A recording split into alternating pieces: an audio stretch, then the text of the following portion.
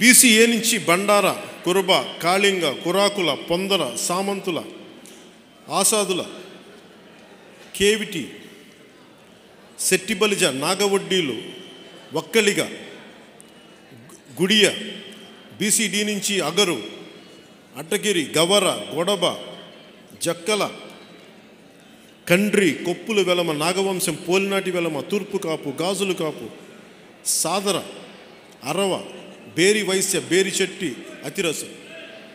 ఈ కులాలన్నింటినీ 26 కులాలని తెలంగాణ బీసీ జాబితా నుంచి తొలగిస్తే ఆంధ్రప్రదేశ్కి సంబంధించిన ఒక్క బీసీ మంత్రి కానీ బీసీ నాయకులు కానీ మాట్లాడారు.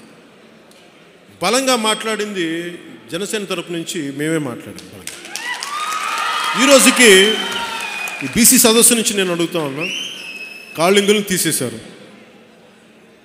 పొలినాటి వెలమలను తీసేశారు, తూర్పు కాపులను తీసేశారు, ఇంకా చాలా కులాలను తీసేశారు, 26 కులాలను తీసేశారు ఉత్తరాంధ్ర నుంచి. ఒక్క వైసీపీలో ఉన్న ఒక్క మంత్రి కూడా పోలినాటి వెలమ కులానికి చెందిన ధర్మాన ప్రసాదరావు గారు కానీ, స్పీకర్గా పనిచేస్తున్న కాళింగులు కులానికి చెందిన పెద్దలు వారెందుకు మాట్లాడలేదు? అలాగే తూర్పు కాపులకు చెందిన బొత్స గారు ఎందుకు మాట్లాడలేదు? ఉత్తరాంధ్రలో 26 కులాలకు పైగా తీసేస్తే ఏ ఒక్క నాయకుడు కూడా ఎందుకు మాట్లాడలేదు? బీసీ నాయకులు కొందరు కూడా నేను అడుగుతా ఉన్నాను, మీరు దయచేసి దీనిని ఆ నాయకులు మీరు దాని మీద ఒక తెలంగాణ ప్రభుత్వం వింటుందా వినదా అని పక్కన పెడితే అసలు కనీసం దాని మీద గొడవ చేయాల్సిన అవసరం ఉంది కదా.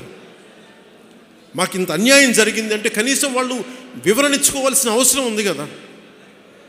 ఈ రోజున మన బీఆర్ఎస్ పార్టీ ఆంధ్రాకు వస్తే నేను మనస్ఫూర్తిగా ఆహ్వానించాను, ఖచ్చితంగా నేను ఆహ్వానించదగ్గది. ఏ పార్టీ ఎక్కడైనా పెట్టుకోండి. ఒకప్పుడు ఆంధ్రా వాళ్ళని తిట్టారు, అది నాకు సరే ఏం చేస్తాం, ఆ రోజు పరిస్థితులు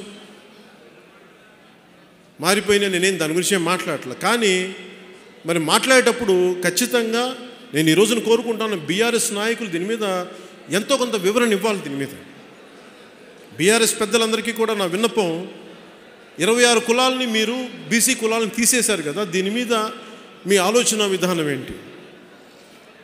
నేను దీని మీద మన వైసీపీ నాయకుల్ని అడుగుతున్నా, తెలుగుదేశం నాయకుల్ని అడుగుతున్నా, అలాగే బీఆర్ఎస్ పార్టీ నాయకులను కూడా అడుగుతున్నా. 26 కులాలని తెలంగాణ బీసీల నుంచి తీసేసినప్పుడు తిరిగి వాటి మీద మీ స్పందన ఏంటి? అది ఖచ్చితంగా ప్రతి ఒక్కరు అడగాల్సిన ప్రశ్న. బీఆర్ఎస్ వివరణ ఇచ్చుకోవాల్సిన అవసరం కూడా ఉంది.